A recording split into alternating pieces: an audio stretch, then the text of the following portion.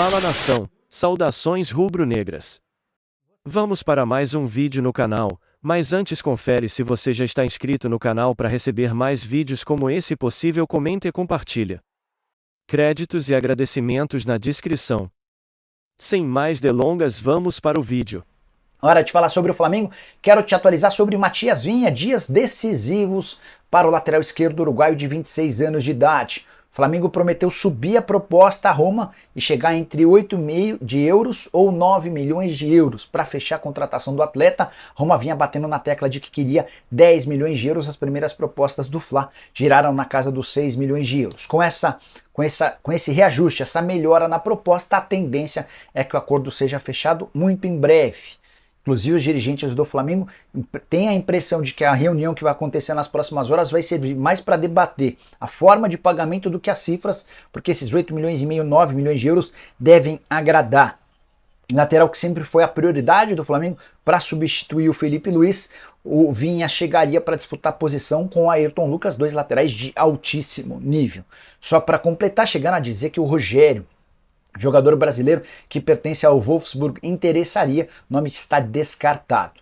Antes de mudar de assunto, só contar que o Red Bull Bragantino deu até essa sexta-feira como prazo final para que o Flamengo faça uma nova oferta por Léo Ortiz. A proposta de 7 milhões de euros foi recusada e, a menos que o Flamengo melhore essa condição, o Ortiz ficará no Red Bull Bragantino em definitivo. Tem mais uma informação importante sobre o Fla. Felipe Luiz foi anunciado como novo técnico do time sub-17 do rubro-negro. Boa sorte para ele. A saideira do Flamengo, 4-0 na estreia do Campeonato Carioca, jogo em Manaus contra o Audax, gols de Léo Pereira, Pedro, Cebolinha e Varela. É o seguinte, galera, o Léo Ortiz, inclusive a imprensa que acompanha o dia a dia do Red Bull Bragantino, voltou a treinar com os demais jogadores. Ele estava treinando separado por conta da negociação com o Flamengo e, obviamente, isso é um indício que a negociação com o Flamengo complicou ainda mais. O Red Bull Bragantino não cedeu. O jogador, ele não tem culpa de nada. O jogador não tem culpa por ele ter pedido para ser transferido ao Flamengo, porque ele gostou do projeto. Ele não tem culpa se ele continuar no Red Bull Bragantino. O Flamengo, na minha concepção, também não tem culpa, porque entrou nessa negociação após ouvir do empresário que por um determinado valor o Red Bull Bragantino venderia, e quando estava muito próximo de vender, o Red Bull Bragantino voltou atrás, pediu um valor maior, que a gente já noticiou aqui diversas vezes, mas não custa nada repetir, 10 milhões de euros. E a negociação está muito difícil para o Flamengo, tanto é que o Flamengo já está mirando um outro jogador, que eu confesso para vocês que eu não sei quem é nesse momento. Claro, se o Léo Ortiz, seu empresário, e o Red Bull Bragantino cederem lá para o Flamengo volta e vai querer, obviamente, a contratação do Léo Ortiz. Até porque o Léo Ortiz é o jogador que o Tite gosta bastante, o Tite pediu a contratação dele. A questão é, o Flamengo, na minha opinião, não está errado em esperar. Está indo até onde pode. Só que, ao tomar a atitude de ter essa estratégia, corre risco de perder outras opções que estavam no radar. Vou dar um exemplo. Félix Torres, o zagueiro do Equador, foi contratado pelo Corinthians. Ele foi oferecido ao Flamengo antes de ser oferecido ao Corinthians. O Flamengo gostou, só que a prioridade era o Léo Ortiz. Supondo que se não tivesse o Léo Ortiz, que já tivesse desistido do Léo Ortiz, o Flamengo poderia ter contratado o Félix Torres. Eu não estou falando isso para lamentar, meu Deus, perdeu o Félix Torres. Não, até porque a gente não sabe se o Félix Torres vai render no Corinthians. Só estou dando um exemplo que a partir do momento que tem essa atitude, essa decisão de esperar, você corre risco de perder outras opções. Uma outra bola que eu quero levantar aqui em relação ao Léo Ortiz, vem cá, imprensa paulista, vocês que tanto falaram que o Gabigol precisava respirar novos ares, perderam semanas debatendo em vários programas em que posição o Gabigol poderia jogar no Corinthians, que ele tinha que respirar novos ares, que seria uma boa para a carreira dele. Vocês não vão falar que o Léo Ortiz precisa respirar novos ares? Vocês não vão debater onde o Léo Ortiz se encaixaria no time do Flamengo? Gente, o Léo Ortiz estava treinando separado e nenhum programa em São Paulo ficou debatendo se o Léo Ortiz deveria ou não respirar novos ares. Não vi nenhum jornalista escrevendo em seu blog, em seu site, que o Léo Ortiz precisava respirar novos ares. Claro, né?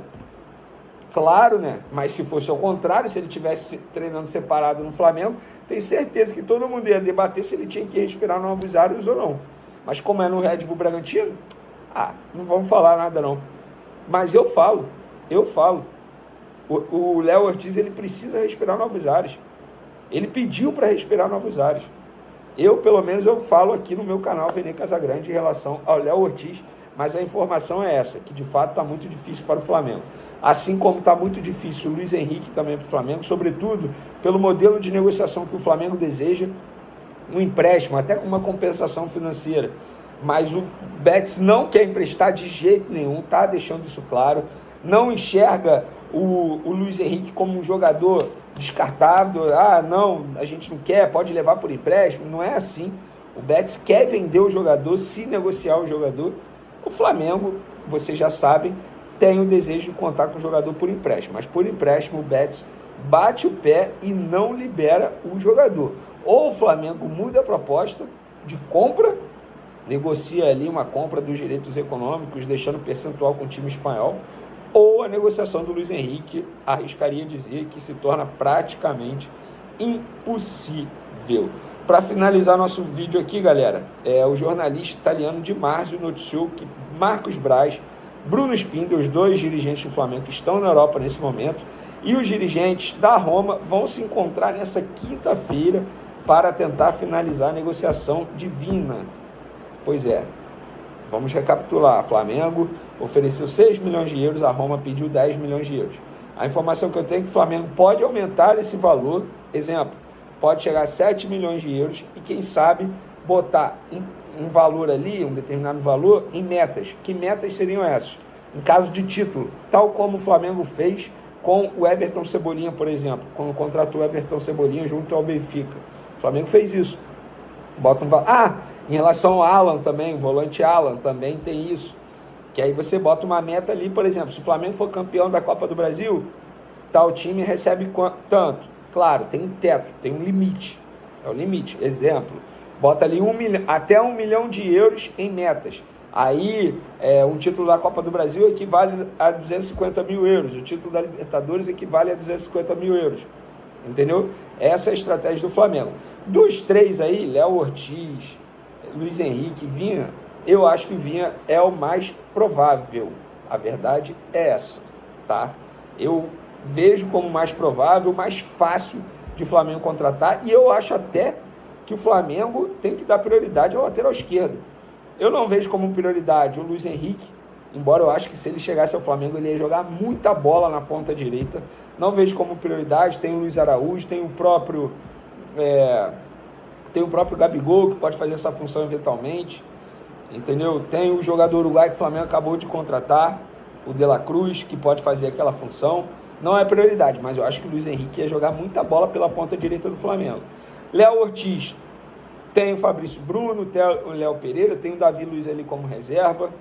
O próprio Pablo, querendo ou não, é um reserva. Mas a lateral esquerda hoje só tem o Ayrton Lucas. Para mim é prioridade. Eu também acho que o Flamengo deveria contratar um lateral direito, mas dentre esses três jogadores aí eu vejo como prioridade o lateral esquerdo Vinha. Por conta disso, só tem o Ayrton Lucas hoje. Salve, salve pessoal, deixe seu like porque a gente vai falar sobre a grande vitória do Flamengo por 4-0 sobre o Audax na estreia do Campeonato Brasileiro. A gente vai falar mais sobre o jogo daqui a pouco, mas eu queria ressaltar aqui uma cobrança que o Tite fez, a própria diretoria ali, numa entrevista coletiva que parecia ser até meio despretensiosa após o jogo, né? Em que ele fala que pediu à diretoria para não negociar o Mateuzinho, né? Muito me admira isso, porque o Mateuzinho é um jogador fraquíssimo. Eu acho que o Flamengo, com 3 laterais direitos, não iria a lugar nenhum. Veja, o Varela jogou muito bem na partida contra o Audax, sempre relativizando a fragilidade do time adversário do Flamengo, né? O Wesley entrou depois e fez ali uma bobagem até, num lance em que o jogador do Audax apareceu livrinho para concluir para o gol no segundo tempo, não conseguiu fazer o gol, mas eu não consegui entender essa cobrança do Tite, não. Você viu dessa forma também? Deixa aqui seus comentários, mas eu acho que foi desmedida essa cobrança do Tite, né? Ele utilizou por algumas vezes o Mateuzinho no ano passado, me lembro, por exemplo, do jogo contra o Fluminense, que o Mateuzinho foi mal pra caramba, o Fluminense fez o gol do empate ali na reta final do Campeonato Brasileiro, justamente em cima do Mateuzinho. Mas assim, nossa, para mim o Mateuzinho tinha que sair do Flamengo. Eu acho que o Flamengo não tem um lateral direito à altura do seu elenco, independentemente de o Varela ter jogado bem, independentemente de ele ter marcado o primeiro gol dele com a camisa do Flamengo, tá? Mas eu manteria o Varela como titular. O Wesley entrou, para mim não entrou bem, entrou mal, e houve outras alterações no Flamengo no decorrer da partida, né? A mais relevante delas, e aí tem uma mudança de esquema tático aí, foi a saída do Arrascaeta para a entrada do Gabigol. E o Gabigol não jogou na mesma posição do Arrascaeta, ele jogou alinhado ao Pedro na frente, né? Então como é que fazia? Jogava com o Luiz Araújo aberto pela ponta direita, Gabigol, Pedro alinhados e Everton Cebolinha na ponta esquerda.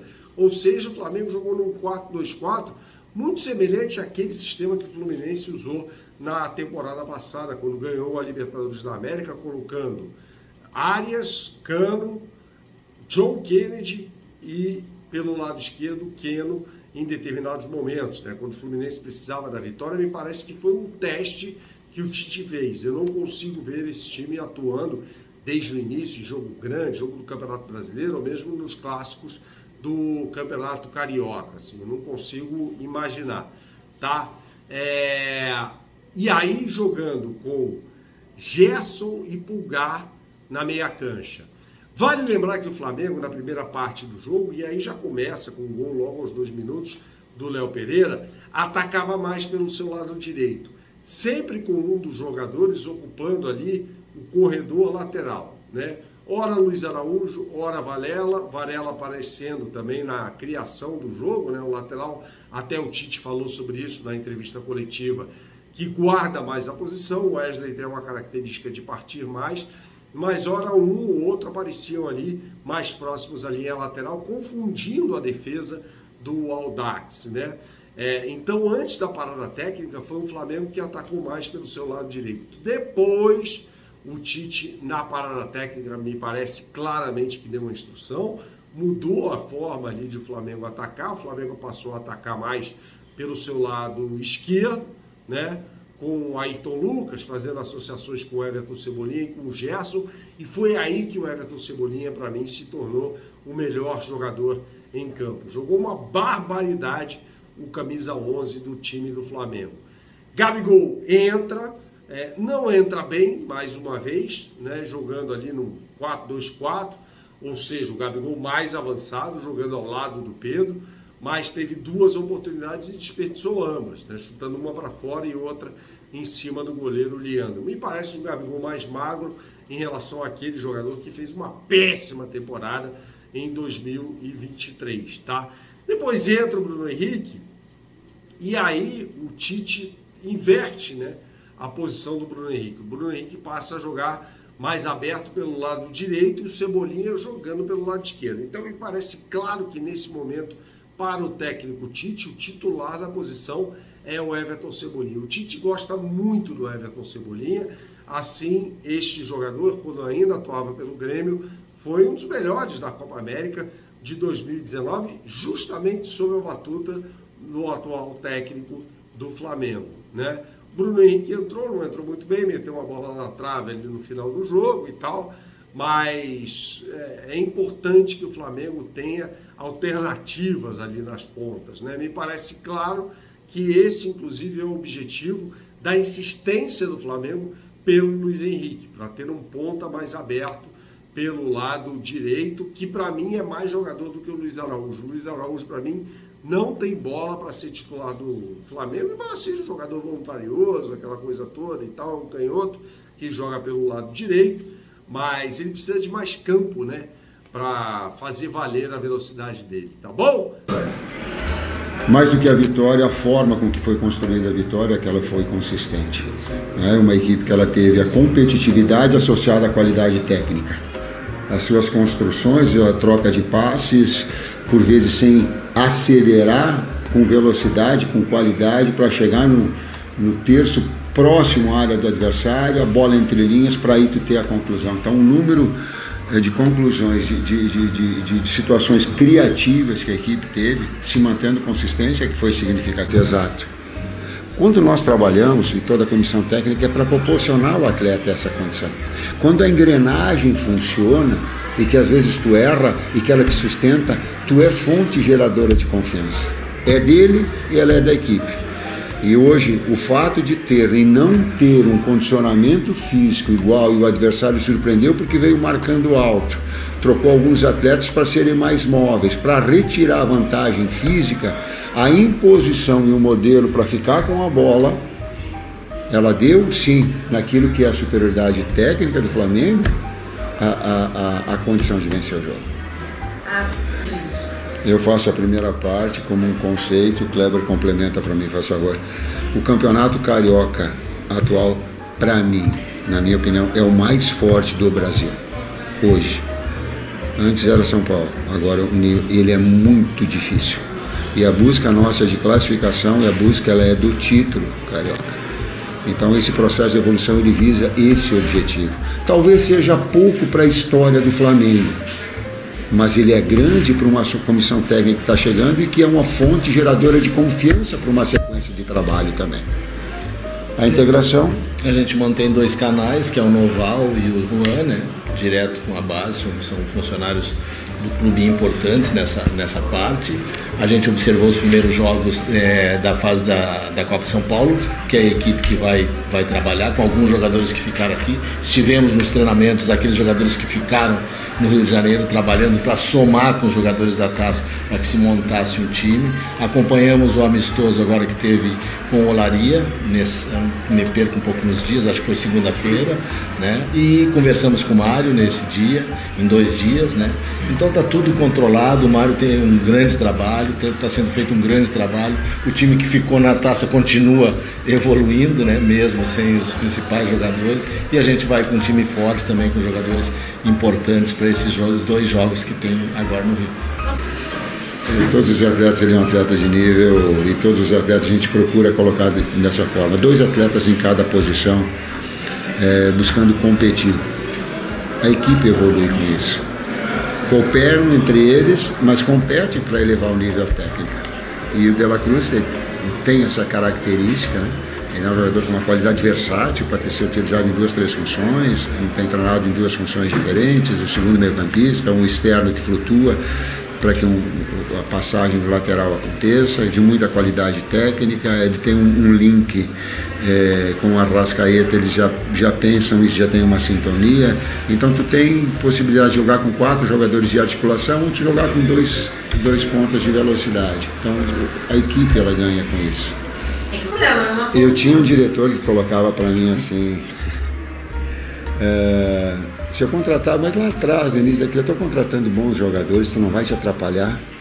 Aí eu, num momento eu acho, de inspiração, eu disse assim, era seu Enio, o diretor, eu disse, seu Enio, se eu me atrapalhar, eu vou acertar, porque os 2 são bons que estão fora.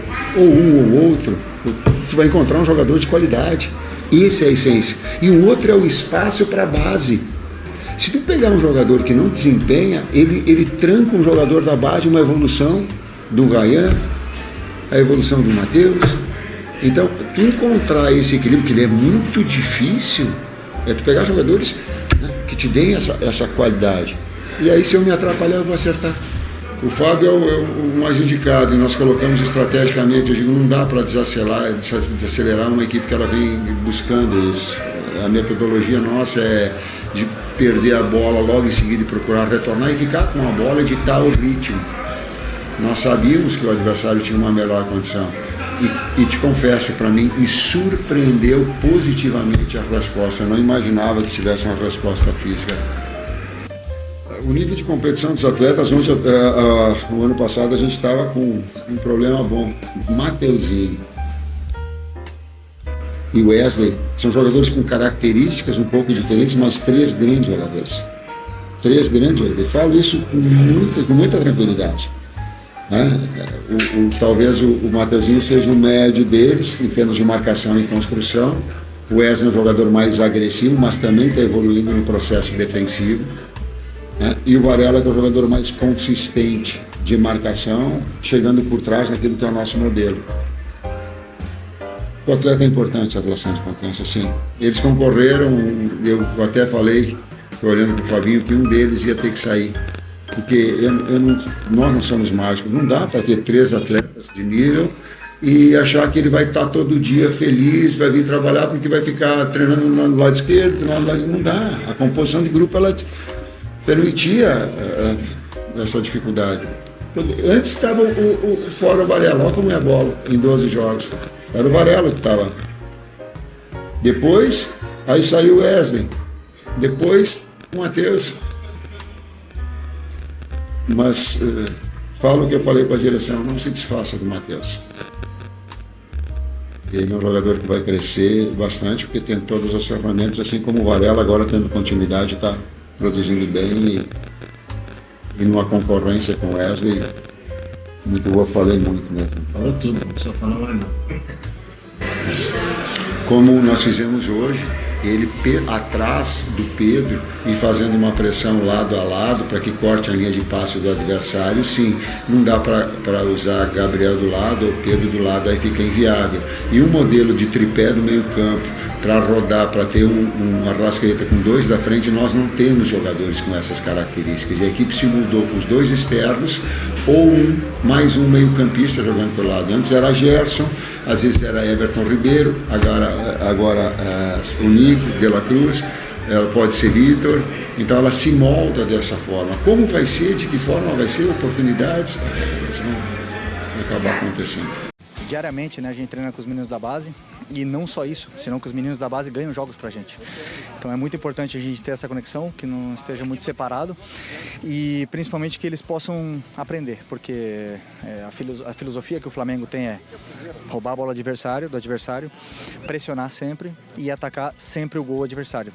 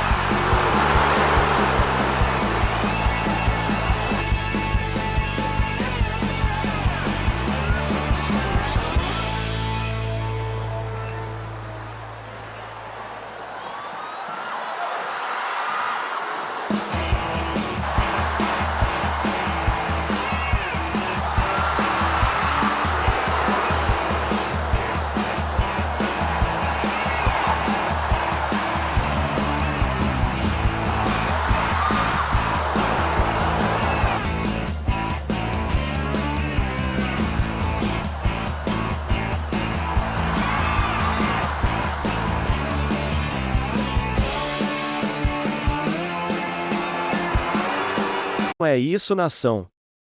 Obrigado por ter chegado até aqui. Não esqueça de deixar o seu like e fortalecer o canal. Se inscreve para receber mais vídeos e, se possível, compartilha.